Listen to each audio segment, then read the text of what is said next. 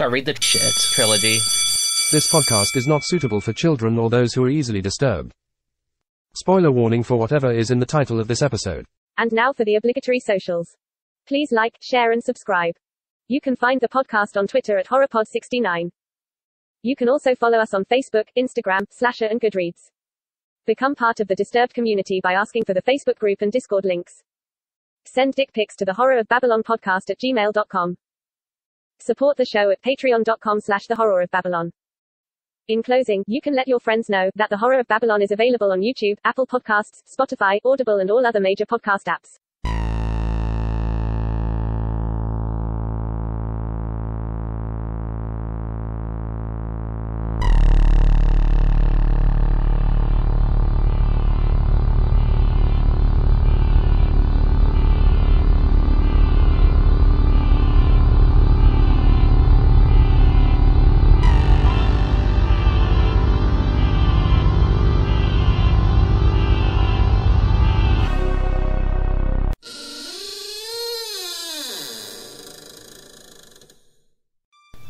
Welcome to episode 92 of The Horror of Babylon. Inching closer to that big 100. 100! Well, if you count the bonus episodes, we're well over 100. I only count the real episodes. I actually looked at, like, all of our content today, and if you count, like, the shorts, the bonus episodes, the Let's Plays, the streams, we have, like, over 300 pieces of produced content. That's crazy, I know. Welcome to episode 92 of The Horror of Babylon, where we are reviewing Five Nights at Freddy's, The Silver Eyes. I am Ryan, and with me as always is Daniel. Say hi, Daniel. Hi, Daniel. I was hoping you were going to have like some Five Nights at Freddy's related. It's okay. Most of my Five Nights at Freddy's jokes you wouldn't get, so... I'm also used to being disappointed. I just read The Silver Eyes. Sorry, that's actually not true. It was actually a little better than I thought it would be. So that was also my opinion on my first read, but we'll get into that. All right, thank you to our patrons: Abigail, the First Breaker of Chains, Mother of Dragons, and Logan, the Full Metal Patron, and Ben, the Fourth Patron of Hope, and our newest patron, Mia the Fifth, the Rainmaker. She makes it rain, yo! Whoa! And for Horsemen Comics and Gaming, which you can visit at the Morgantown Mall in Morgantown, West Virginia, the Mall at Robinson in Pittsburgh, Pennsylvania. You can shop online at shop.forhorsemancomics.com. And if you ever make it in, say hello to Ronald III, Grampus of Christmas, but if he's wearing his rabbit onesie, run away. I can move in this, you can't. You explained it, Yeah. Trigger warning. Go ahead. Okay, we're just going to go down the list from least bad to most bad. Least bad, child murder and abductions. Yeah. Trauma, suicide, young adult tropes. I don't know why that's not at the top. And bad jokes. No, these are the worst. I thought the tropes were worse than the jokes. There was okay. That's fair. The jokes weren't great, but there was one thing that Carlton said that made me laugh super hard. I can't wait to hear what it was. It was only one. It was only one. Okay, we'll save it for character then. Okay. I'm gonna just slip it into the episode somewhere and see if you catch it. Okay. All right. Our history with Five Nights at Freddy's, and I'm going to go first because I'm going to be quicker. We used to hang out with a guy named Ryan, and my first memory of it is us staying up super late and talking, and him telling us about this game and being just like explaining it. Mm-hmm. And I don't know for sure, but I think he was also in the group of people who didn't actually play the game, but like watched Let's Plays and like read about the lore. And I just remember him like regurgitating it to us, and I'm like, oh, okay, whatever. But then my next memory of Five Nights at Freddy's was a few years ago at Christmas. My nephew is very much into like these kinds of games, yeah, and like the creepypasta stuff, and he loves like Hello Neighbor and like mascot horror. Yeah, he loves all that stuff. But he's known to like get into something for a couple months and then quickly switch to something else. Mm-hmm. So we've learned that to not ask what he's into until like December 12th. That makes sense. So this one year, his parents were like, "Oh, he really likes Five Nights at Freddy's." And I'm like, "Oh, okay." So my stepmom bought him a bunch of Five Nights at Freddy's stuff, and he opens it all at Christmas morning, and he said he had to go up to her and said, "I'm sorry, I don't like this anymore." And she said, "But I thought you liked the FNAF." And he actually got upset. He's like, "No, I like FNF, not FNAF." Do you know what FNF is? No. It's another game. It's called Friday Night Funkies. Or Friday Night Funker or something. Oh my god. But so... Okay. He's a great kid. I love him. But That's funny. It was funny. That's my next memory. And then, literally, I knew nothing about it until we did our 13 Nights of Halloween stream last year. Yeah. And we played it, and I had a good time. Like, it's... I love your jump scare. That we I think we have it. If it's not a short, but it's a clip. Yeah. That was really funny to me. I think, and then we played it just recently for our 200 subscriber YouTube stream. Mm-hmm. I would say it's not really my kind of game. I think my thing, to me, it feels like very gimmicky. It feels like it's really good for like live streams and let's plays and let's have some beers and like try to make each other scream. But I don't really feel like I could ever like just like sit down and play it because I want to play it. I think it's very good for what it is, because it's like a lot of times it's on sale for like $1. Mm-hmm. You can get it on Steam and go have a night. Maybe you play it with some friends. Yeah. So yeah, that's what I'm thinking. It's like a spooky jump scare kind of game. I like a lot of the stuff around the game. Yeah, and I do like if you. This is not my favorite horror franchise by a mile, but I do like the lore and the story more than I actually like the game. Yeah, which I think seems to be true of a lot of people. That was true with me up to a point, but I'll get into that when I do my background. All right, so go ahead. Okay. So, my background, I first heard about this when I was watching two best friends shitstorm at Scariness, and they did an episode on this. And I sat there and I watched it. I was like, huh, that looks kind of dumb but fun. And like a jump scare on their Let's Play got me. And I was like, oh, okay, that's, it's kind of spooky. And then a little YouTube channel, maybe someone has heard of them, called Game Theory, did a episode on Five Nights at Freddy's to try to explain the lore. And I went, huh, I didn't notice any of those Easter eggs. I get kind of obsessive about that shit. I hyper-focus on it. Oh, Game Theory sort of just became a FNAF channel after that. Because it got like a bajillion views. And, the games are being released back-to-back, and I'm looking at the stuff on the lore, and I'm like, oh, okay, so it's about child murder. That's fun. I like some of the character designs. At the time, I was dating who would eventually be my ex-wife. And then we get married, and I sit around with my stepson. Sometimes you don't know how to connect to a kid, or you don't know what he likes. Well, he really liked jump scares, and he really liked Five Nights at Freddy's. So that's how he and I bonded, was watching endless hours of Let's Plays and lore videos. So a lot of it's super nostalgia-driven for me, because when I'm sitting there thinking about it, one of the first things I think about is sitting next to Asher and just enjoying some horror that we can both get into. The games were being released in rapid succession. He released 2 of them the same year. 3 of them all within a year of each other. And a lot of people were getting sick of it. It was about, I think, FNAF 4, right? But around the time Sister Location comes around, and I'm looking at the fan base, and it's a bunch of furries. It's a bunch of people drawing, like, weird porn. And I'm just like... Yeah, and I'm just like... I don't really want to be associate. I had some prejudices against this game because of the fan base. Yeah, and so I was like, and it was around the time that the Silver Eyes was released. Originally, I was going to buy the book because I was like, I wonder how this would translate to book form, because it's like a game where you're sitting looking at a computer screen, and then jump scares happen. Like, how do you write a novel around that? And I'm like, well, I guess kind of don't. I guess it could be about the lore and the backstory. Yeah, exactly. And then I watched, I think one of the last vids I watched on Game Theory was they revealed that in the book, they revealed the name of the serial killer. And I go, oh, great, so now I don't have to call him fucking Purple Guy anymore, which is what people had called him for, like, years, because his little sprite was purple. Mm-hmm.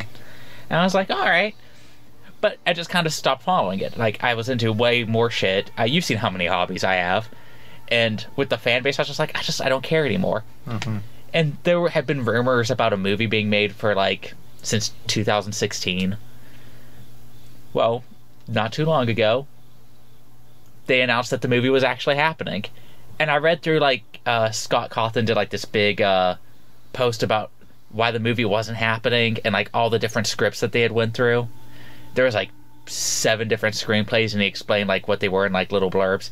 And then at the end of it, he went, and now we're going to this studio, and they're making the movie.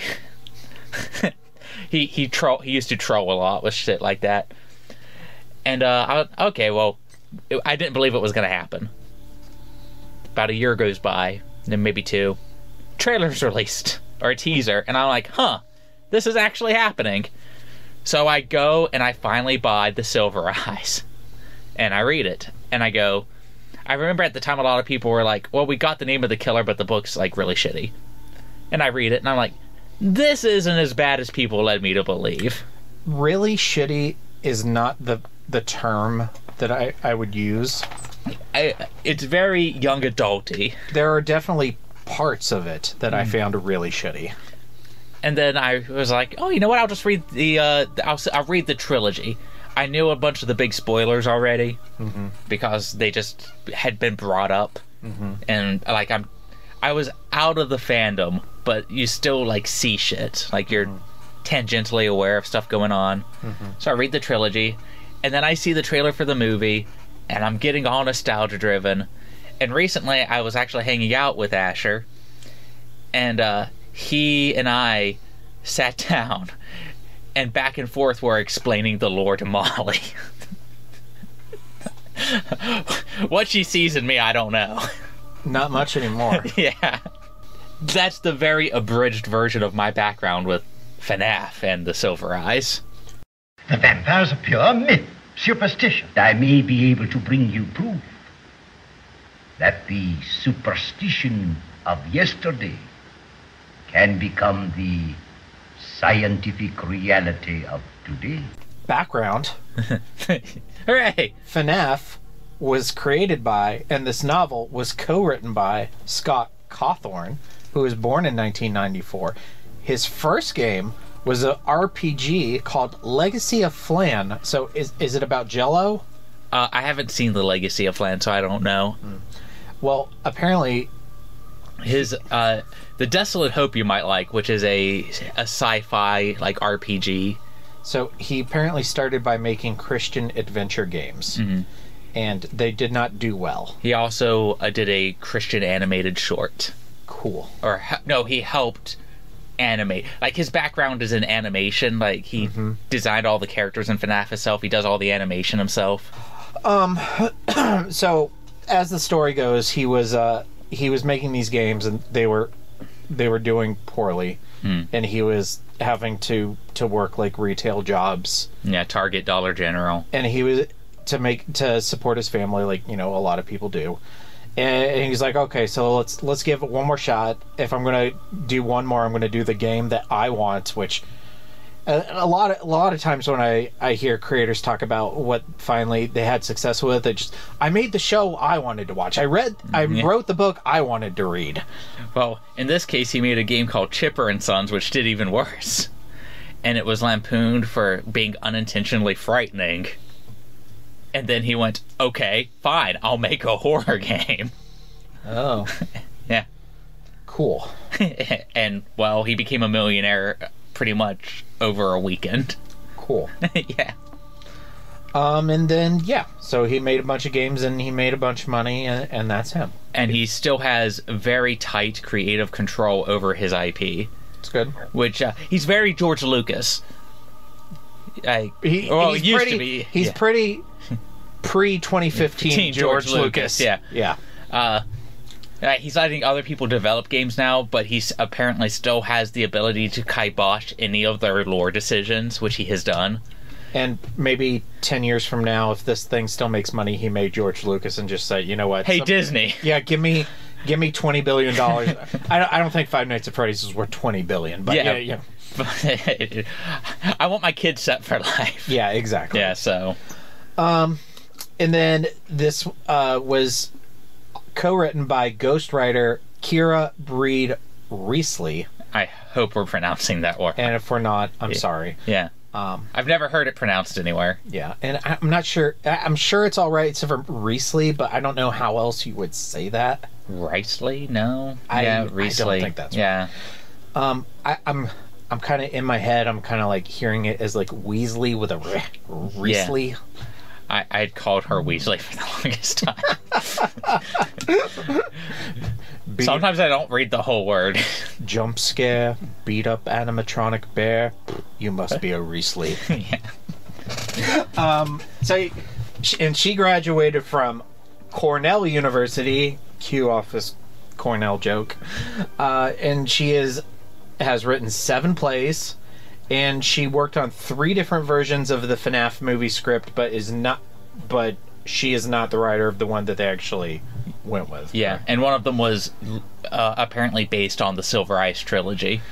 Just recently, she was diagnosed with stage 2 breast cancer, and we will have a link to one of her charities or donation pages in the thing. I've been donating what I can every other paycheck, not because I think her books are incredible, but she was kind of a big deal to the fandom and like a lot of the stuff that we care about now. Mm-hmm. And I'm like,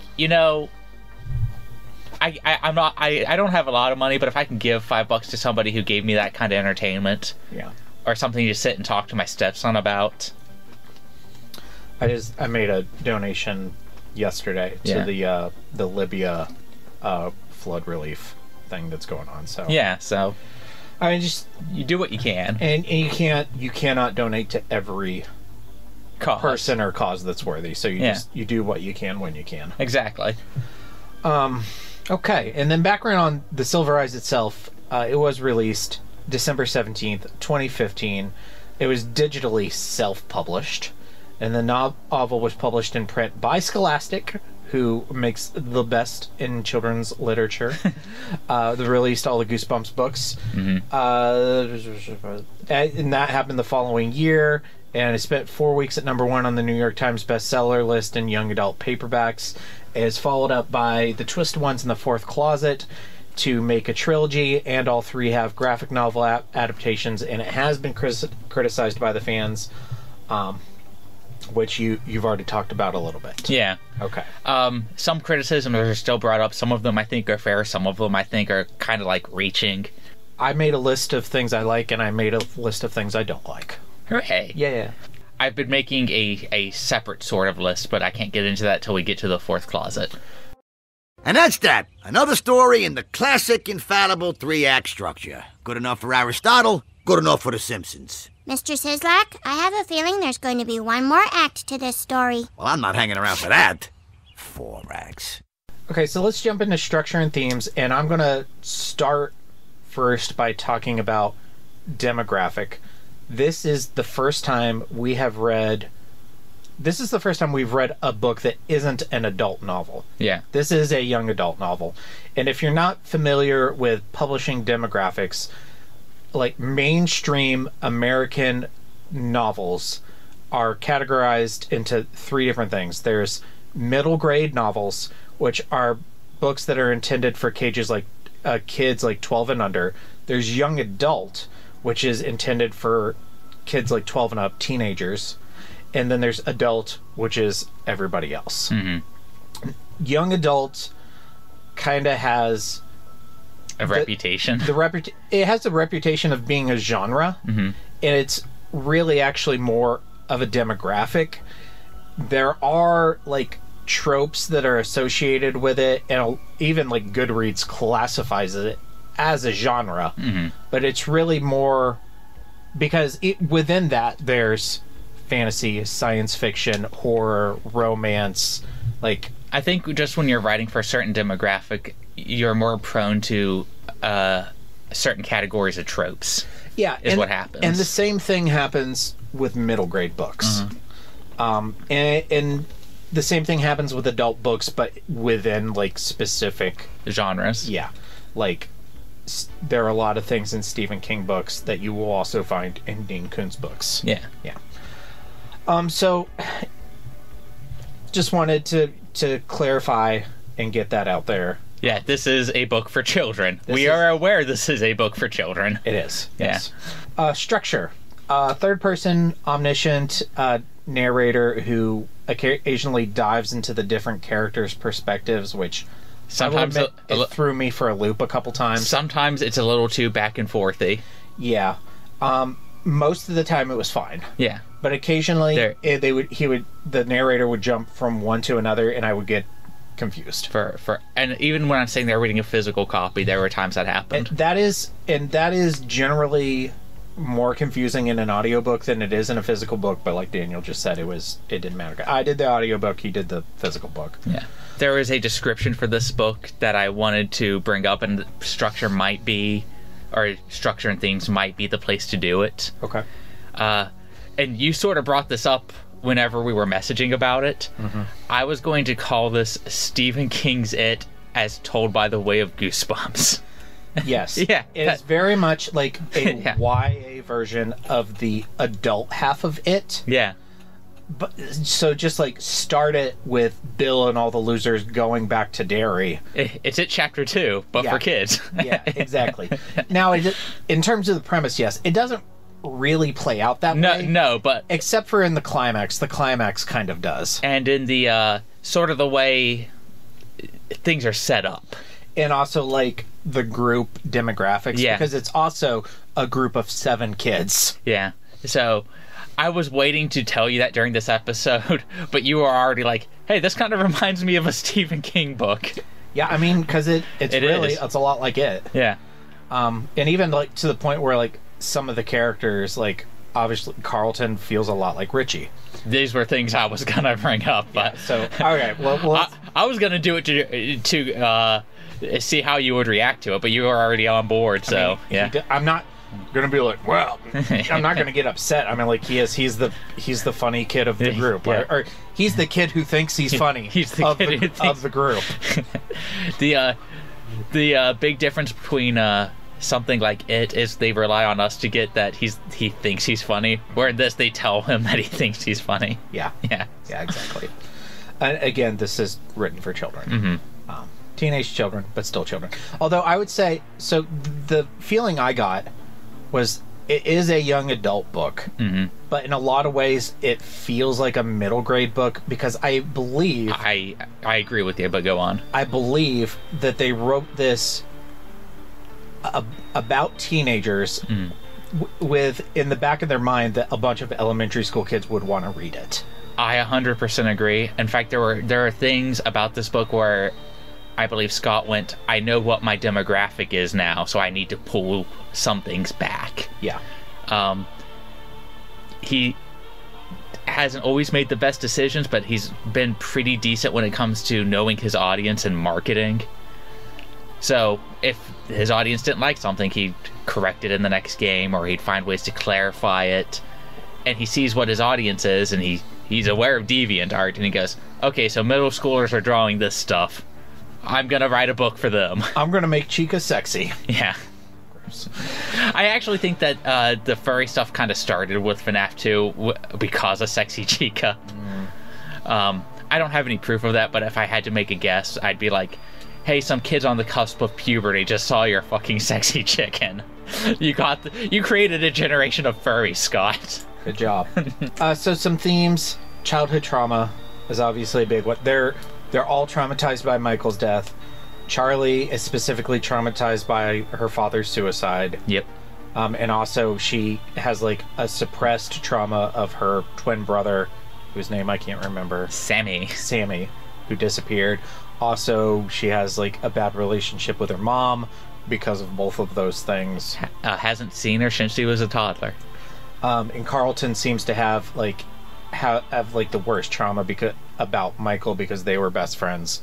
And he still lives in the town it happened in, so he's constantly acting out.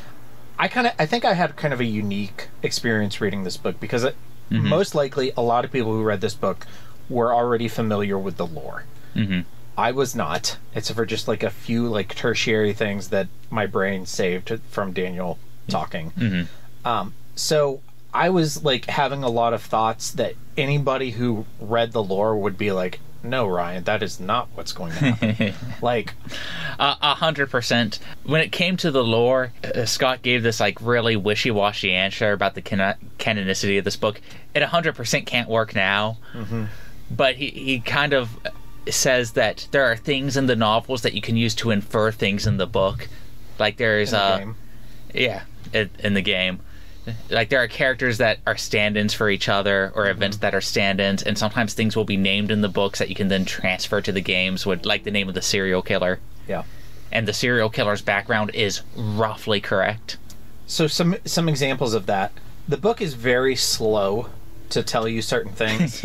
It's very slow to explain who Michael is, because for the first like quarter of the book, I was operating under the assumption that Michael was Charlie's sibling, because it takes them a while to explain like why in the first part of the book they're always dancing around Charlie, like walking on eggshells around Charlie, like, oh, is it okay if we go to Fazbear's Charlie? Well, because you obviously are the one who's going to be the most upset. So I figured she had like a tie to Michael because he was the one who got killed. No, she didn't. Carlton is the one who has a tie to Michael. It is also very slow to tell you that her dad died, and then it also takes a while to tell you that her dad killed himself.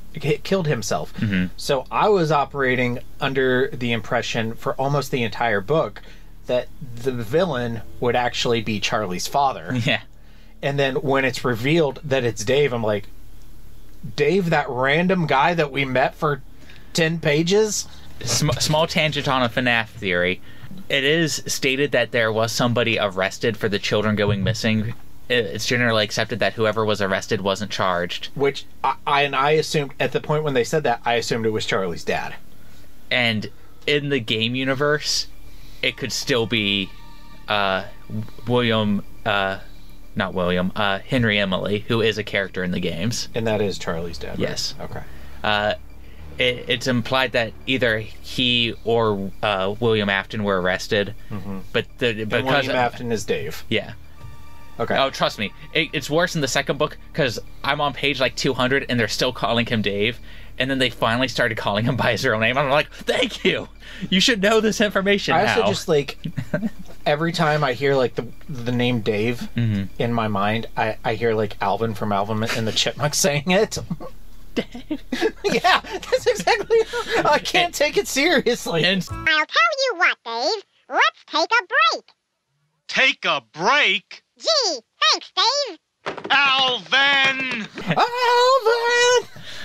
You could still have that if you really wanted it in the game verse, in terms of him being somewhat responsible. I mean, ultimately, I don't really care. Yeah. But I think just the way the story was progressing, I thought her dad was the logical choice for a villain, and that Dave was just... I was like, oh, he's an obvious red herring. You're just supposed to be distracted by this random creepy guy named Dave. But no, but it makes sense in terms of like the lore in the game. But as someone who wasn't familiar with the lore, and I was just going based on like what you had, typical storytelling tropes, this guy's a red herring. It's like, nope, no, he's not. Were you expecting a slow burn out of the Five Nights at Freddy's book? Oh my god, no. No, and I am so picky about slow burns. I like Pet Sematary and the Only Good Indians, and that's about it. I remember when I hadn't even read The Silver Eyes, but when the Twisted Ones came out, a joke going around was, at least it's 100 pages shorter. It was like the big joke of what was going on. Although the Fourth Closet is longer than both of them, I believe, isn't it? It's almost the same length as the Silver Eyes. I can't remember which one of them is longer, but they're like maybe after very close. Maybe after I read two of them, I'll be more invested. We'll see. Yeah. And if not, I'll get through it anyway. Reclaiming Your Childhood. Yeah, which is a big theme of constantly going back to where they used to have fun and trying to make it their place again. And that kind of going to her dad's house. That kind of ties in to, like, I'm not going to spend this episode bashing on YA books. Yeah. I like a lot of YA books. I read every Star Wars novel that's released, including all the middle grade and YA ones. Some of my favorite books are obviously like Harry Potter and Percy Jackson. Those are all great. But there are tropes in them that drive me nuts. Mm. And also things that didn't bother me when I was a teenager that bother you now. That bother me now. Yeah. Okay. One of them is teenage characters acting like they're old. And I agree, but maybe it's because I'm 35. Yeah, but maybe when I'm 50, I'll get pissed off by 30-year-old people acting like they're old. Yeah. But there's a point in this book where, like, Charlie and John, like, walk past some kids playing on a playground, and Charlie has this line that's like, they don't even know how young they are. I'm like, you're fucking 17! Shut the hell up! There is one thing that bothers me. There's a bunch of things that bother me in this book, but that's one of them. Mm-hmm. And my thought has always been, it would have cost you nothing to make them like 18 or 19 years old. Which, at least then you're out of high school, and then maybe you view yourself as more of an adult. And I'm sitting there and I'm like, what parents are letting these kids go spend the night? Stop, because we're going to talk about that when we get to characters. Okay. Because I'm going to go off. Okay. I'm going to go off on a particular character. But you get what I'm saying, right? Yeah, like, it would have cost it would have cost Scott nothing to go, they're 18. I think I can give you a trait of the young adult demographic. Is that they're like 16, 17. Is that they're teenagers. So if they're 18, they're adults. Yeah. So I know that's a small thing. Yeah. All right, let's keep going. Small town secrets, horror. This is one of the things that I liked. I liked the it comparison, going back to the hometown and kind of discovering like what everybody who lives there has known all along. I actually think that's this book's strength. Yeah. And when it leans into its strengths, I'm like, Scott is a dude who really wanted to be a storyteller, and I think his strengths are in like hidden stories where he doesn't give you all the information, which is what the games are famous for. He should get a job at Bethesda, like writing like Easter eggs for Skyrim games. Yeah, stuff like that. Mm-hmm. And when I first read this book, Elder Scroll games, I was expecting more stuff like that. And when I was getting a little bit of, you don't have all the information, I thought that stuff worked. But I agree. Let me actually. Where's my list? I'll actually just tell you. Just pull it out. Hold on. Where is my phone? Here it is. We're pulling out the list. All right, I'm gonna go over my pros, like the things that I enjoyed from this book, and we'll save the poos for later. Most of them will come up naturally. Oh yes, there will be poos. So things I liked, just the beginning. Like it just kind of had a strong opening with all these kids. This is a group of former friends just like coming back together. Yeah. Just the general premise, the world building of, especially like the group dynamics of all the kids, and just like the little reminiscence of little episodes from their childhood, and obviously the comparisons to it, and then also the climax. Yeah. Not so much the end, but the climax. All that kind of lead up. Yeah. Yeah. That peak of the story. Yeah. You know, you like when they tell you about writing in junior high, middle school with the little, here's your peak in your valley.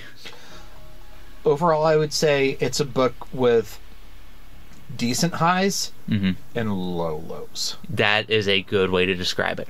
I think that if I would have read it at the time, I probably would have felt the same. But reading it now, I'm like, I feel like it's a little overhated. I think that some people appreciate it more now, too. I don't think it's a shitty book. I think it's an okay book that has shitty parts. Yeah, that's a good way to describe it. And then the last thing we had written down for themes is things that look alive but aren't. It's something that Charlie says several times. But they are. Yeah. Some of them. This is a running theme throughout all three of the books, is hauntings and then eventually artificial intelligence. There's like a shifting point in the FNAF storytelling with the games where Scott goes, I don't want to talk about ghost kids anymore. I'm going to talk about AI. And the AI might be haunted, sort of, really. So there's this big pivot where he starts talking about AI more, and that comes up a lot in the other 2 books. Okay. Like, her dad designed robots. Yep. And stuff like that, so... Robots.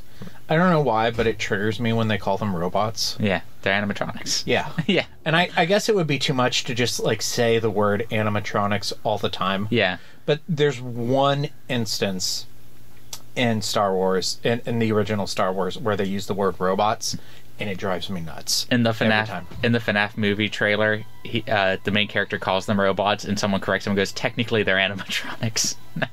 So, technically you are correct. The best kind of correct. I'm a Vulcan, sir.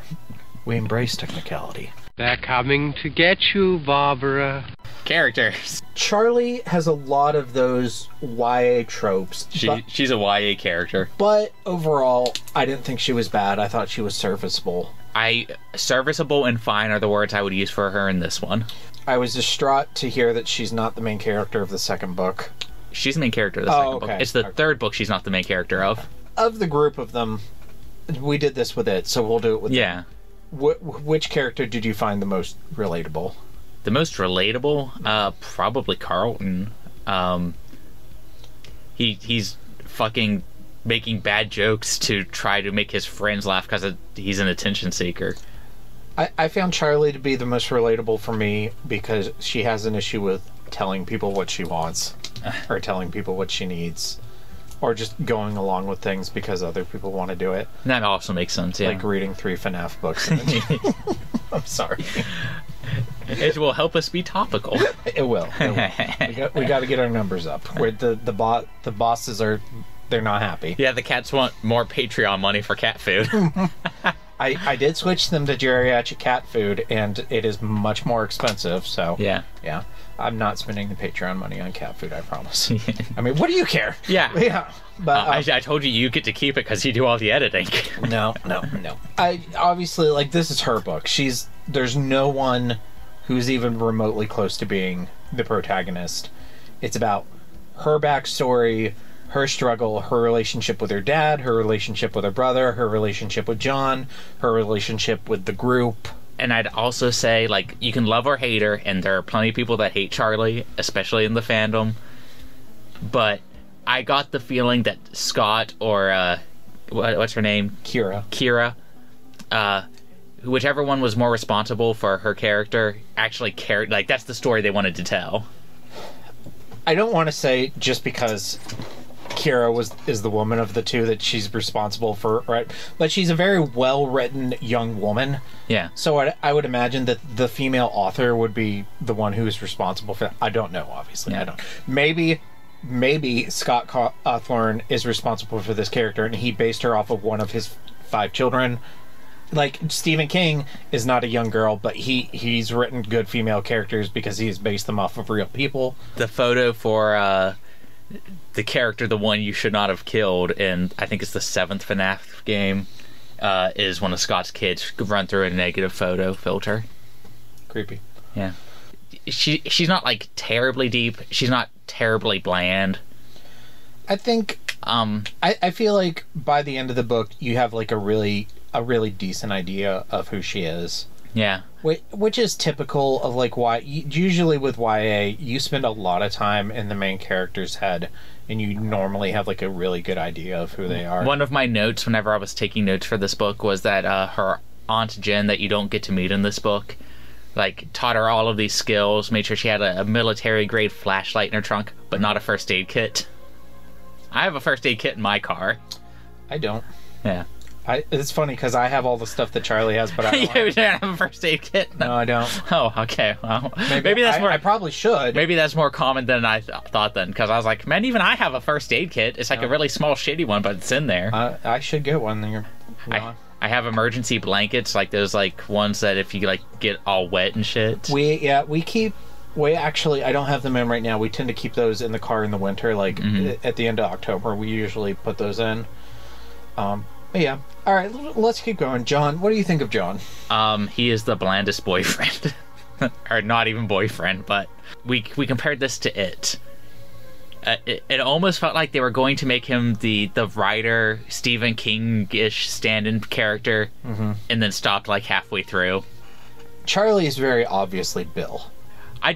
Sammy is Georgie. Yeah, I just meant in terms of like he's the writer. Yeah, and it felt like they were going to make that a bigger thing, and then just kind of went, he tells her the short story he published, and I actually liked the way he described it. But then they don't really do a lot with it. It's just kind of a character trait on a checklist. So I couldn't really take that seriously. So the first scene with John is they meet at the diner, and they're all like, Charlie's like giving her inner dialogue, explaining Jessica and Carlton and John, and it's all like, John's deep because he's a writer. Yeah, which is definitely like a YA trope.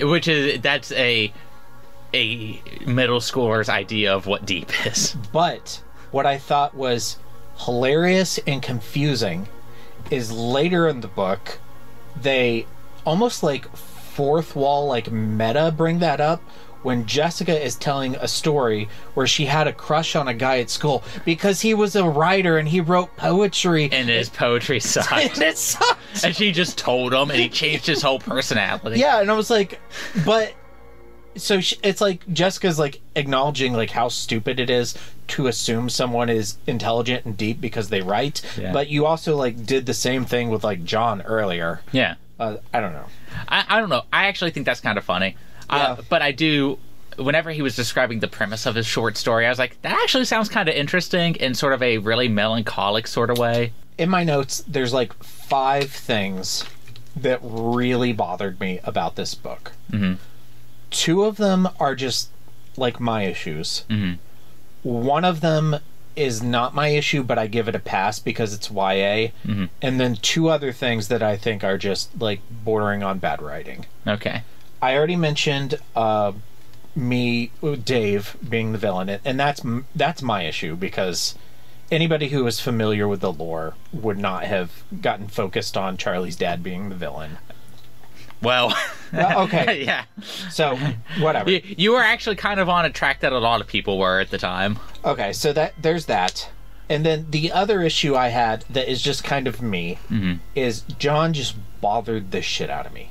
Because there are so many points where Charlie like wakes up, oh, I can't sleep, I'm going to go outside. She goes, turns around, John's there. It happens like 3 times. He follows her constantly. Every time he turns around, she's there. The point that made me so mad that I texted you about it is when they're in the office at the end, and Charlie's gonna try to go out there to find Jason, I think, and she says, okay, or no, they're trying to find a way out, and they're gonna go investigate the skylight, and she says, Jessica, you come with me because you have the best chance of getting out that skylight. And John stands up and says, I can't let you go alone. I'm like, she's not going alone. She just said she's taking Jessica. Sit down, John Wayne. Calm the fuck down. Like, I couldn't, like... And I know he's a teenage boy. Yeah, that's 100% what a teenage boy would do. And I have been the helicopter teenage... I in my 20s. I've done it in my 20s. I've done it probably a little bit in my 30s too. Like, I have been that helicopter, I love you, I want to be near you all the time guy. And I think that's why it bothers me, because I have also been this person. So when I finally like leveled up and realized like how gross that can be, it was like a big like oh moment for me. So me seeing like another guy doing it is just like, come on dude, do better. But he's like 17, so he hasn't had the 10 or whatever years it took me to realize that that's like a gross behavior. I just have made a list of fuck off signals that I now pay attention to. So I'm like, all right, I'll give you what you want, but sometimes I get a mixed signal and I'm like, okay, she wants attention. Oh, now she doesn't. Yeah, it just depends. Same, and I just like, and when she wants space, I go play Pokemon. Yeah, it's all about learning to pace yourself, brothers. And then I have the catch 50,000 Pokemon achievement on Pokemon Go. For all the Johns out there, work on your writing. make sure it's actually deep, and give her space when she needs it. Sometimes she just wants to be sad about her brother by herself. I was very happy that it did not end with them like getting together, like a kiss in the sunset. Yeah. I was for some reason I had a false memory that was the ending, because that's how it would end. Yeah. That's how the majority of it was a very like a not quite as dramatic, but a very Spider-Man walk away from Mary Jane at the grave of Uncle Ben. I had two very distinct false memories of this book, and one of them is because of the ending of the fourth closet that I thought like there was a tie-in to in the first book that wasn't there. But we'll talk about that when we get to the fourth closet. So I have three more things that really bothered me about this book. Yeah, go ahead. And no, we'll get to them naturally. Okay. Hey, be careful with that artery. I've had it since I was a kid. Yeah. Let's talk about Carlton. That was so funny. I laughed. I thought it was great.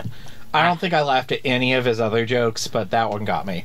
I think that one worked because of the stress of the situation as well. I actually think they did a decent job of setting that scene up in particular. Yeah. In terms of, like, quote-unquote scares, I'm like, that's the one that comes the closest to working because of all the build-up to it. It's like a saw trap that you spend 100 pages on instead of, like, 60 seconds. Yeah. But he was the character he thinks he's funny. Yeah. He's the Richie who's not as well developed or not as well written, but it's not that kind of book. He's middle school Richie. Yeah. Like, written for a middle schooler Richie. Yeah, exactly. Yeah. He was fine. Yeah. That's what I have to say about a bunch of these characters, with, like, one big criticism towards the end, but I'll get to. I think he stuck out a little more than, like, say, Jessica or Lamar. They tried to give him traits. Yeah. And not just he's always cracking a joke, but then you hear about, like, him doing impossible pranks. I mean, and part of that was... Which was dumb, but it was also, like... I don't believe for a second that prank would ever work. Pretending to be two people. They should have given it a more realistic prank. But then you get, like, an idea of he's still traumatized because he's having to live in this town where a childhood friend was, like, kidnapped and murdered in front of him. Yeah, and that's fine, and that makes sense. Yeah. I just don't believe that any high school student could attend a high school and pretend to be two separate people. Yeah, no, that's stupid. Yeah. But the idea of how he's coping is fine. Yeah, and I like that he's coping with pranks and humor, and it's inappropriate, and his parents are and he's taking it too far, and that's why his dad doesn't even send a cop to look for him. Yeah. No. Yeah, well, I get it. No, I get that. No, I don't. I don't get that. No, I get that. Why you're mad about that, but we'll go on. So we'll get to Clay. Jessica, I think her and Lamar are the ones who get, like, the least. But I still have, like, a decent sense of who she is. But it also is kind of she's also kind of a YA trope. She's the pretty girl who's deeper on the inside than she appears to be. Oh, yeah, no, 100%. She's best friend YA character. Yeah. But I suppose I prefer that to ditzy, stupid, pretty girl. Yeah. Which would have been... I think that would have been unforgivable. Yeah. Or maybe not unforgivable, but that would have been completely inexcusable. And I like that she wants to be an archaeologist. That was one of the things that when people asked me when I was in elementary school, what do you want to do when you grow up? That was one of the two things I always said was archaeologist. I said writer or wolf preservationist. The other one was zoologist. Yeah. And secretly cryptozoologist. But the truth is, I only wanted to be an archaeologist because I didn't think I could be Han Solo, and I was settling for Indiana Jones. That's fair. Yeah.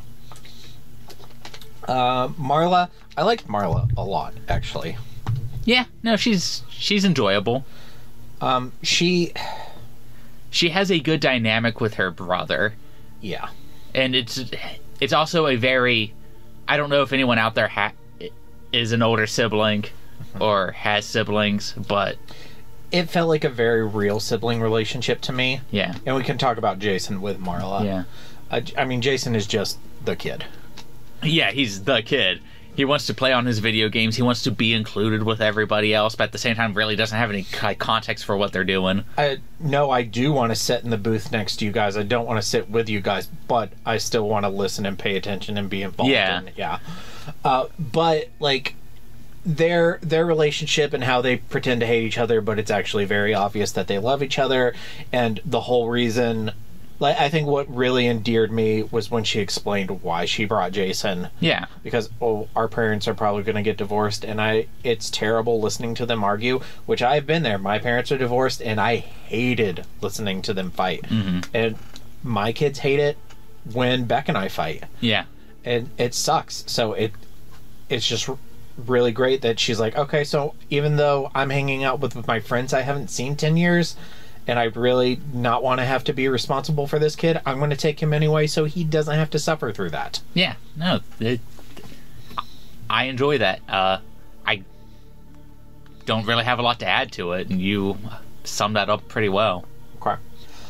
I think Lamar is definitely the least developed one, and you can make a token black character joke very easily. I wasn't going to. That was a general you. Oh, okay. I thought, because you kind of looked in my direction, I was like, okay, wow. But I think he is actually, like, the cool one of the group that John wishes he could be. Yeah. He's the one who's... Because if you think about it, like... Okay, it very obviously, he's like, okay, Charlie and John like each other. Carlton and Jessica like each other. Marla and Lamar like each other. But Lamar is, like, so much more subtle about being there with... And being the smart one who's going to college early. Uh-huh. An Ivy League college. And he's also, like, not, like, glued to Marla all the time. Yeah. But he's, like, also, like, spending time with Jason and, like, getting to know her brother. Part of me wants to believe it's on purpose. Because they do outright mention, and that was also in, like, my handwritten notes, that there's, like, a flash of jealousy over John's face, but then he buries it. No, yeah, I remember that from the first diner scene. They just don't do much else with Lamar. Mm-hmm. And I think he's the only character that doesn't show up in the other two books. It's unfortunate, because even though he's kind of middle of the road, I do think there's, like, potential, like, he fits well within the group dynamics. I believe it's either, if it's in the Twisted Ones, I haven't gotten to the line, so it must be in the fourth closet, where they hear from Lamar and he says, I'm never going back there and I don't understand why you guys are. That makes me like him all the more. Yeah, but, like, it's like, F that shit. He's like, I don't understand why you would go to the place where our friends died again after we confirmed that hauntings are real. Yeah, no, that makes total sense. I like that. It also adds to the fact that he's the smartest one. I like that there was, like, a small argument over, like, his skepticism, where he believed, like, no, it's all, like, these psychological influences, and then by the end of the story, like, confirmed ghosts. Which is also kind of a theme throughout these books, is it's not so much, like, spirits of people that haunt places, but memories and impressions that they leave behind. Mm-hmm. That goes through all three of these. Boy. Dumbest Dad of the Year award goes to... It's not so much that he's the dumbest dad. It's so stupid, it doesn't feel real. It, like, took me out of the book how stupid this guy was. Okay, so just... Like, why would you wait till morning? Like, you have your deputy right there, go get my stupid son out of the fucking building. If you didn't believe it was real. You know what I mean? Even if you 100% believed that your son was safe and it was a joke, you would still go find them and bring them home. Yeah. To punish their ass. Yeah. You wouldn't let them go have a night on their own and do whatever the fuck they want. Well, you can sleep outside tonight. It's child abuse, bro. that whole thing where he just, like, writes them off, doesn't listen to them, explains why he's right and they're wrong, and just be like, my son will be back at some point. Bonnie took him. I'm telling you, a bunny grabbed him. Do you remember how, like, people were grabbed before? Yeah. Yeah. In the same place. Yeah. The same group of kids. It made me so angry that had we not been doing this for the podcast, I would have stopped the book there and not finished it. I like that his wife yelled at him. She's my favorite character. If I were her, I would have went a step farther and asked him for a divorce on the spot. Because if Carlton died, it would have been his fault. I would have blamed him. And it gets worse. Like, after, like, she has her tirade on him and convinces him it's not okay, I assumed he immediately left and went to Freddy Fazbear's to go get... No, he doesn't do that. He goes to the office and goes to work and sends a deputy to go do it. And hasn't heard from him in hours. That seems suspicious. And then even when, like, he's, like, going through the files and starting to piece it together, he doesn't immediately go there either. It's not until he finally confirms that Dave is the other guy... William. That he finally goes there.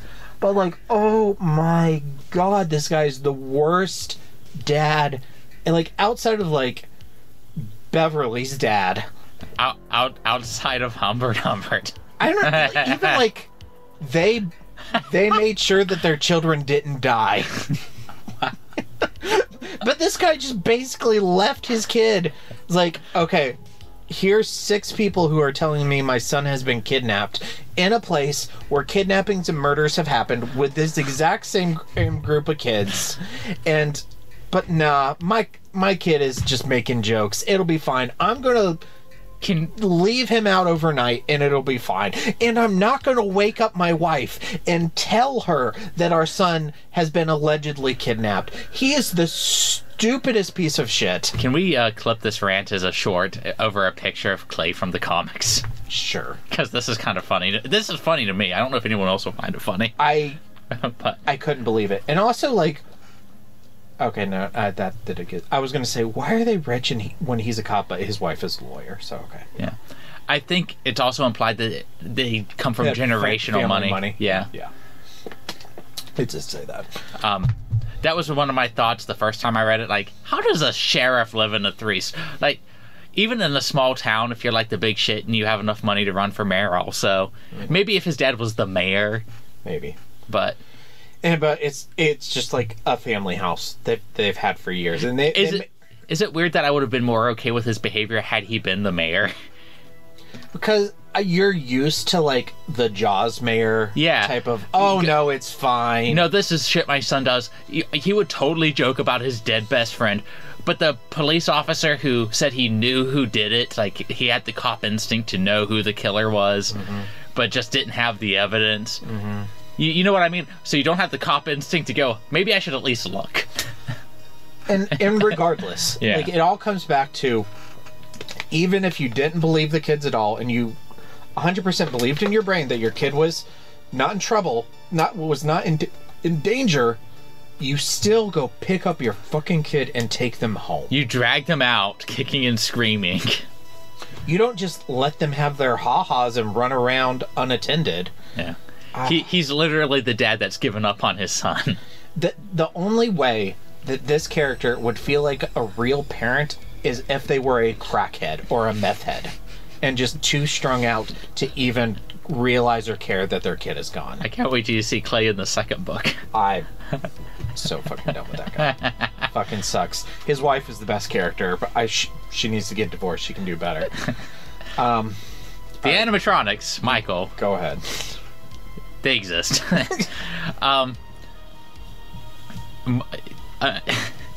This is only because I know too much of the lore of the games. Is like Michael isn't Golden Freddy in the games. Mm-hmm. I can't remember if any of the animatronics are named Michael. The character named Michael is Michael Schmidt, who's the security guard in the first game, who is implied to be an alias for Michael Afton, William Afton's son, who is implied to be the main characters you're playing as in the games. You're playing as the killer's son, piecing it all together after the fact. So my thought on the animatronics, specifically Freddy and Bonnie and Chica, and to a lesser extent Foxy, is that Freddy was the most relatable. No. Is that you really spend like almost no time with them, which is so weird considering they go back like 3 fucking times. They go 4. They go 4 times. 4 times, and then they're finally like the hauntings are happening. The first 2 times nothing happens. The third time is when Carlton gets kidnapped, and the 4th time is the climax. Real quick before we get into that, I think Freddy Fazbear is rivaling Sauron for being a title character who is not the story. No, people talk about that all the time. Yeah, he's a friend. It's like if you had like a haunting at Disney. You think Mickey Mouse, but let's say the most dangerous one ended up being Donald Duck or some shit. That's the comparison I make. Well, it's just Freddy's name is in the title, but he's barely there. Just like the Lord of the Rings, that's Sauron, but he's not in the book. Yeah, I think the one that you get the most out of is Foxy, because you get the silver eyes. You get the flashbacks of Charlie. And it's part of that theme of things that look alive but aren't, and she sees it twitching in the corner, and she keeps thinking to herself over and over again, does it hurt? Which comes up in the other books. I was thinking the silver eyes were going to belong to Golden Freddy, because I was like, oh, maybe if he's golden, that he got silver eyes to kind of contrast his golden fur. In the games, he has silver eyes. If you can beat Ultimate Custom Night, you see him twitching in the corner with these just little silver specks peeking out at you. My other thought for why Golden Freddy would have the silver eyes is because he's like the mythical one. Yeah, he's like the Mew. He's basic. He's the big mystery of like the first 5 or 6 games, whereas Foxy is like the weird 4th one that doesn't hang out with the others. And now all of them kind of have a silverish glow to their eyes, but like pure silver eyes. It is Golden Freddy in the games. And Scott Cawthorne, you monster! And in the movie, of all the animatronics have red eyes except for Golden Freddy in the trailer, who has kind of white eyes but silverish eyes. Okay. So you're not wrong for thinking that. Okay. So I guess like the pacing we should have talked about in structure and themes, but we can talk about it now. And that's my 2 like biggest issues. 100%, dude. Is Clay and the pacing. Like I this is what I was picturing in my head. Is Kira and Scott sitting at a typewriter, and Kira's at the typewriter because she's the writer, and like Scott's like talking at her and explaining all this stuff, and I need to get this idea in there. Yeah, and she's like trying to make it into an actual book, and he's pacing back and forth behind her, and he goes, okay, and now they're over the course of the story, they're going to go to Fazbear's 4 times. Scott, maybe we should make that less. No, it has to be 4. Now, the first 2 times they go, nothing will happen. Nothing absolutely will happen. But we're going to do 1 time with just 4 of the kids, and then we're going to do another time with all 7. Hey, Scott, can we combine that into 1 time? No, they have to go 2 times, and then a 3rd time, and it's not until the 3rd time that anything's going to happen. Scott, are you sure that's a good... No, listen to me, Kira. This is how it has to be. I have no proof of this, but in my head canon, originally they only had like 4 characters, and then like they've written like 150 pages, and then Scott goes, "Wait, I need a black character," just because he's trying to hit the demographics that he knows likes his games. He's like, I don't want anyone to feel left out. When was this published? 2014, 15. But because he's otherwise been a very inclusive dude, and so that's what I pictured, is he had like an oh shit moment. Well, I don't want us to go back and add that one of them is black, because that can't think of what. Oh, we'll just go back and add. It'd be like when they did the stage show for Harry Potter, they made Hermione black. Yeah. And J.K. Rowling was like, well, how do you know she wasn't black the whole time? And like, okay. But you get what I'm saying? Yeah. I have no evidence of that, but the first time I read that book, that was my thought, was he thought, I need a sort of overweight girl and a black guy now. Shit. Yeah. I, like, in my head, originally, it was gonna, and this is the max they should have done, is 3 times at Freddy's. Once with nothing, once with a kidnapping, once with the hauntings. Again, I don't have any evidence for that. I'm just, and I thought that maybe is what led to the 4 trips, as opposed to them doing like 2 trips and then Charlie goes on her like I need to rediscover my memories journey, and then they go back. The whole middle Yeah. of the book was just like atrociously boring to read. This, I mean, like, pacing kind of fits in with characters because there were so many. Yeah. So. It was a lot of back and forth. Why wouldn't they all just meet on the first day? Why that? Yeah. They went to Charlie's house, I think 3 times. Yeah. Which could have been less. Good. I would have done maybe 2. Yeah, and it was just like a lot. And then we went back to the hotel and we slept. And Charlie got up in the morning and she was out by herself, and John showed up. And Yeah. he's like, oh my God. Yeah, no, I get you. No, I'm there. But I feel like it could have been. It's an okay book with some really crappy parts, but if like a more condensed version of it could have been a quote-unquote good book. I honestly think that there are, and I'll say this because I love the franchise. Mm-hmm. I think that there is a great story hidden in here. Mm-hmm. I just don't think Scott was able to get across what he wanted this first go around, and then he's trapped with the baggage of the first book with his other books. What I'm wondering is like if like his like raw version of this was even worse, and they went there like 12 times. Yeah. And Kira, I would love. She's just like, no, we have to 4. I'll give you 4. They can go 4 times, but not 12. You know what I think was originally going to happen, like from Scott. Mm-hmm. I didn't have this thought before this moment, but it just kind of hit me in the face right now. Mm-hmm. They were going to go back 5 times.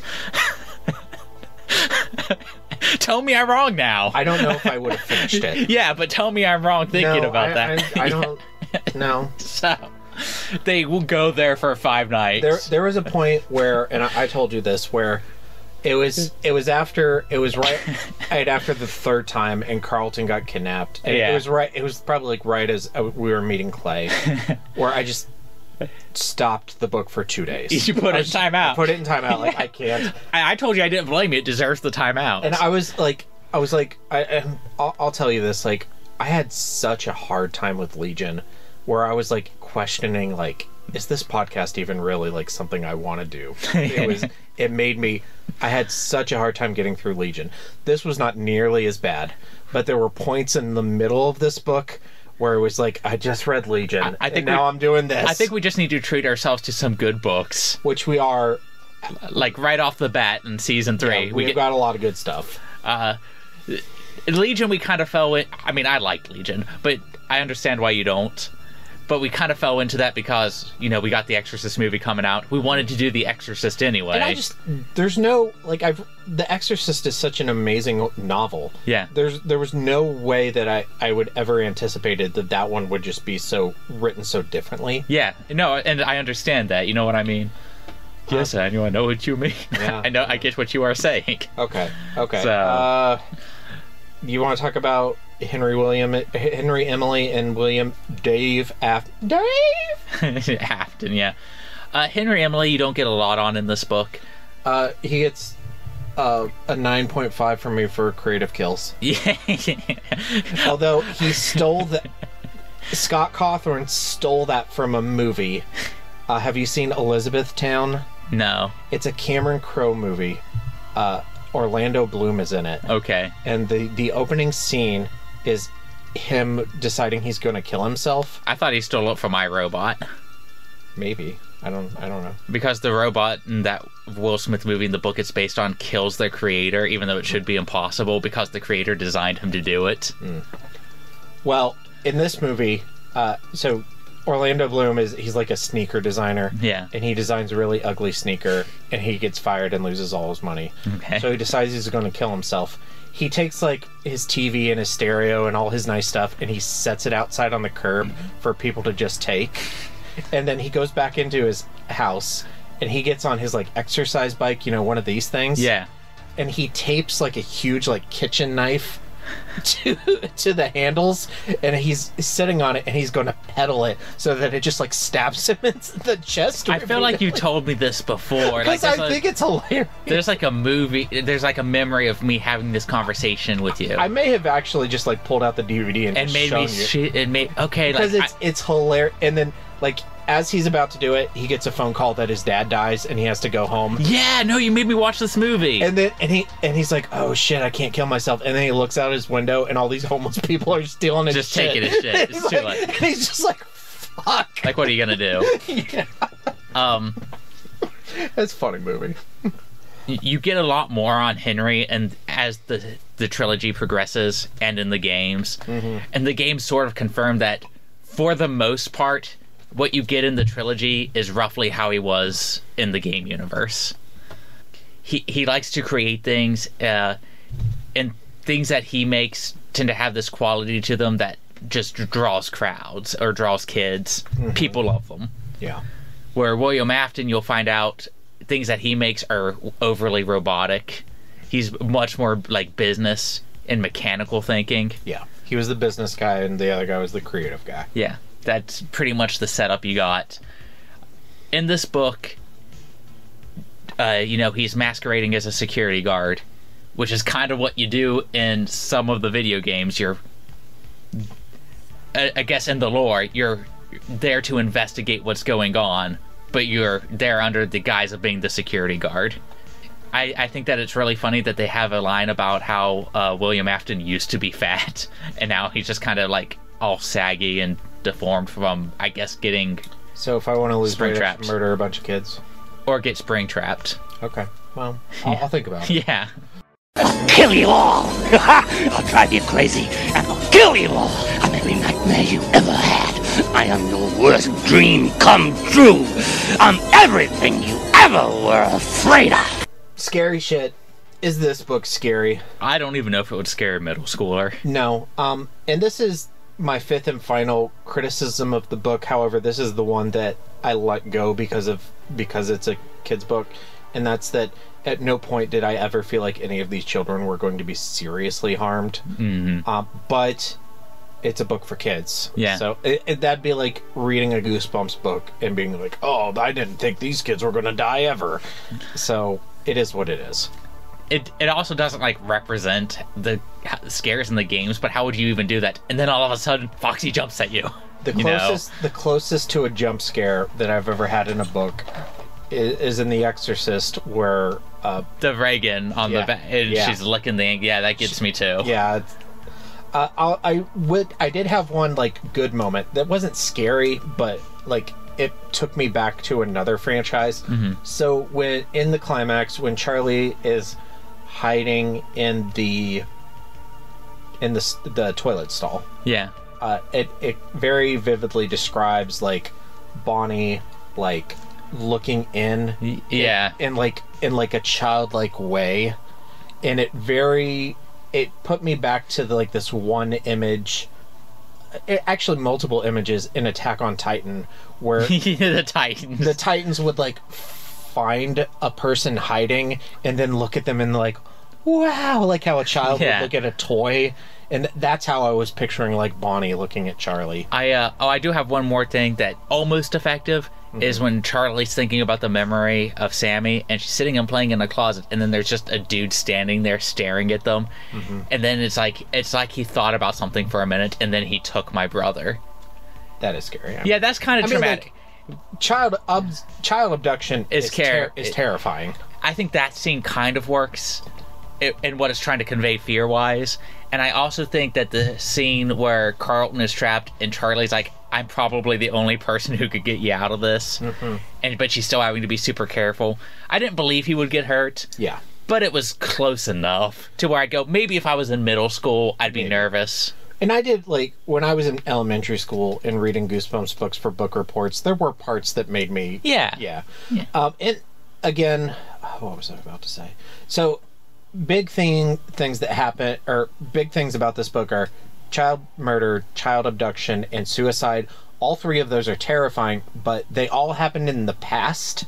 Yeah, they're not something that's currently... Like, you don't, like, see these things happen in the book. Yeah. I mean, you do see Carlton get abducted, but it's in no way scary at all. Yeah, it's...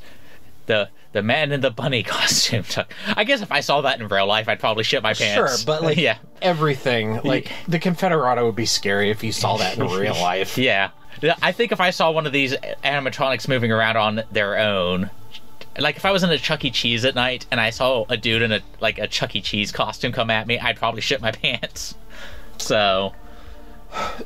So one of my, ideas for, a business for Beck and I to retire on was a cryptid-themed mini-golf course. And they just opened one of those around here. Oh, no. They opened one in Morgantown. Did I not send you pictures of Monster Golf? You did. Okay, yeah. But...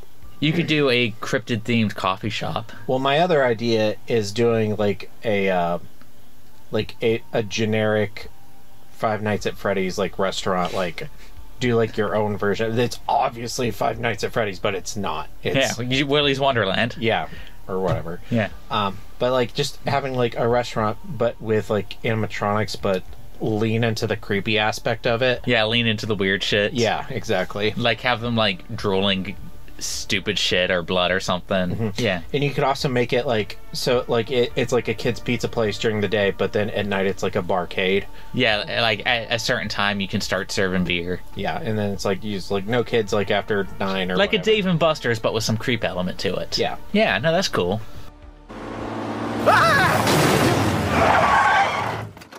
Oh my god, are you Stephen King? No, I'm Dean Koontz. Oh.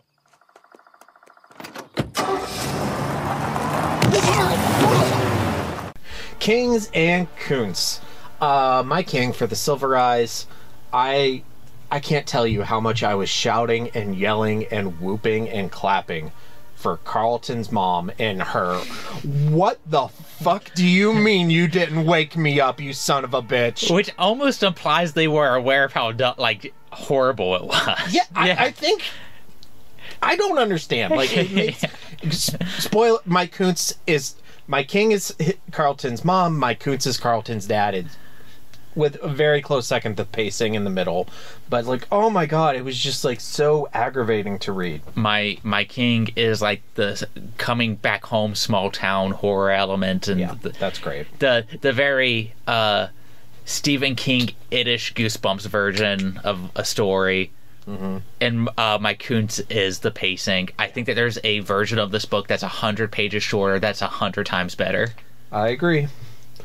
Okay, ranking. You rank it ahead of time? I did. Let's see it. It's low. But it's not Legion low. It's not River of Teeth. No, it is above River of Teeth. So it's my new number 20. Above Watchers. Watchers just I like the first half of Watchers a lot, but it just kept getting worse and worse and worse. Come to determine, I kind of have 3 sections in my rankings. I have the bad stuff that I really didn't like, mm-hmm. the kind of middle stuff that has some good and has some bad, yeah, and the stuff I really like. I mean, at least we review things we like more often than we don't. Yeah.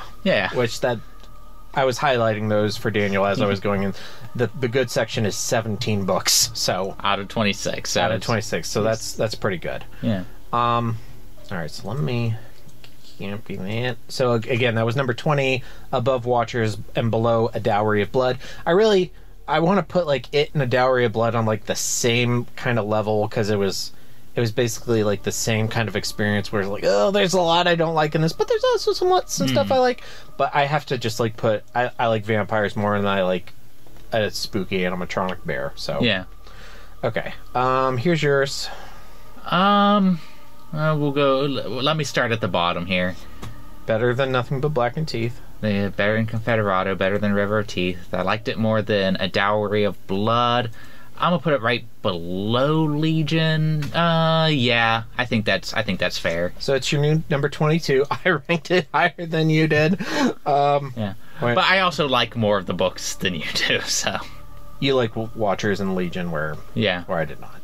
And I think this book is acceptable. I think for what it is. For what it is, sure. Yeah.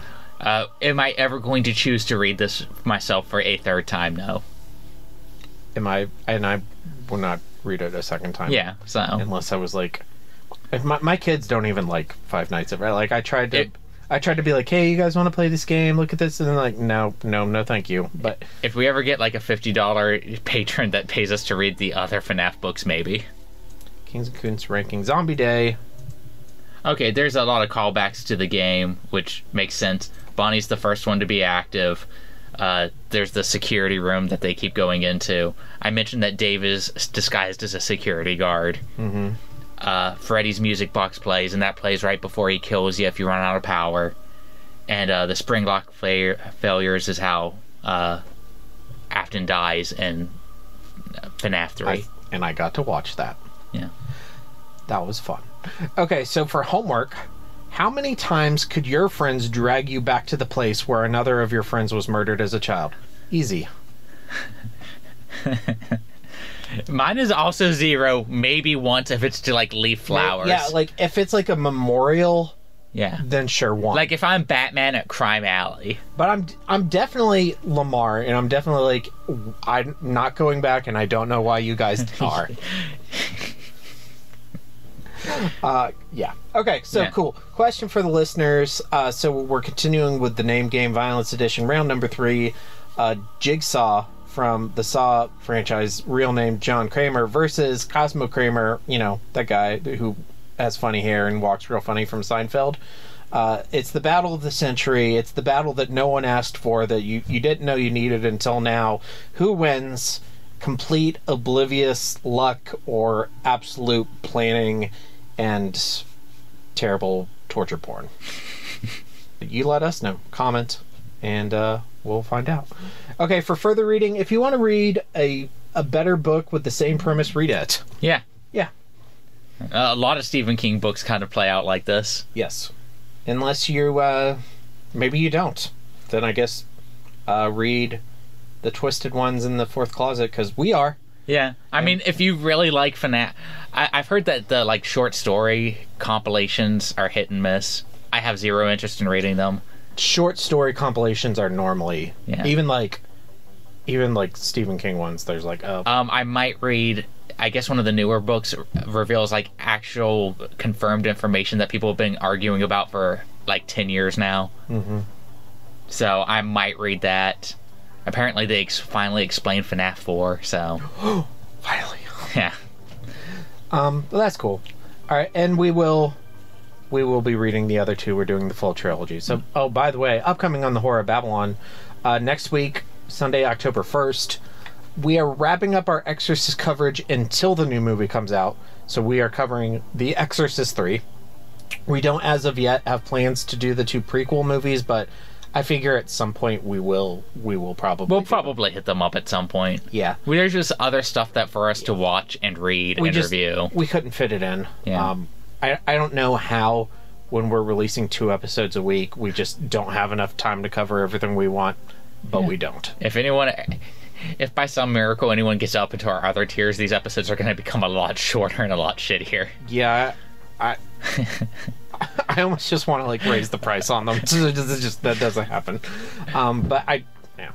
All right, and then the next Sunday, October 8th, is our next novel episode where, surprise, we're reading Five Nights at Freddy's: The Twisted Ones, which Daniel's 200 pages in, and I haven't started yet because I immediately dove into one of the 2 Star Wars books I'm behind on, so... You deserved it. It's okay. You earned it. This one's super short. I can finish it in a few days and then dive into the Twisted Ones. Yeah.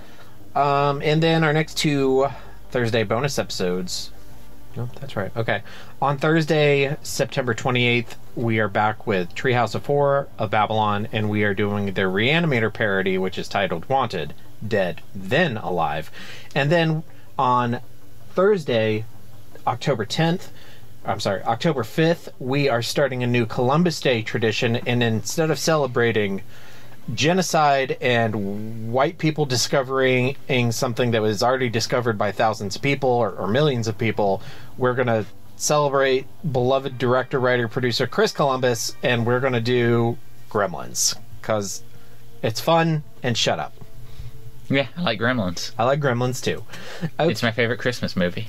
That's not true, but it's up. It's up there. It's a Christmas movie I enjoy. Yeah, it's up there. It is my favorite Halloween / Christmas movie. Yeah. Fight me, Nightmare Before Christmas fans. I mean, we're right. There's one of our next fights. We'll just throw it in there. Yeah. I'll totally do that. All right, thank you to our patrons, Abigail the First, Breaker of Chains, Mother of Dragons, and Logan, the Full Metal Patron, and Ben the Fourth, Patron of Hope, and our newest patron, Mia the Fifth, the Rainmaker. She makes it rain, yo! Oh, make it rain! And thank you to Horsemen Comics and Gaming, which you can visit at the Morgantown Mall in Morgantown, West Virginia, the Mall at Robinson in Pittsburgh, Pennsylvania. You can shop online at shop.horsemancomics.com. And if you happen to be being chased by a man in a yellow bunny costume, it's one of two things. It could be the deranged adult version of Ralphie from A Christmas Story, or it could be our patron Ronald III, Grampus of Christmas, just having his shits and giggles like he does. Just know either way your dad won't look for you. I fucking hate that guy. I hate him so much. All right. Thank you for rereading FNAF The Silver Eyes. I was not paid to do this. And recording tonight. And thank you to our patrons. Stay tuned for our socials and stay scary. Stay scary, everybody. And now for the obligatory socials. Please like, share, and subscribe. You can find the podcast on Twitter at HorrorPod69. You can also follow us on Facebook, Instagram, Slasher, and Goodreads. Become part of the Disturbed community by asking for the Facebook group and Discord links. Send dick pics to the Horror of Babylon podcast at gmail.com. Support the show at patreon.com/the Horror of Babylon. In closing, you can let your friends know that the Horror of Babylon is available on YouTube, Apple Podcasts, Spotify, Audible, and all other major podcast apps. Stay scary.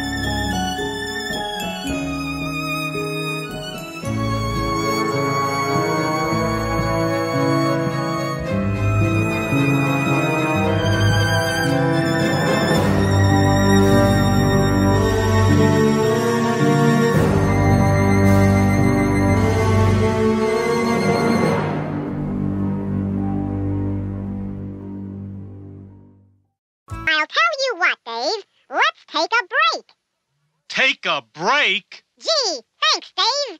Alvin!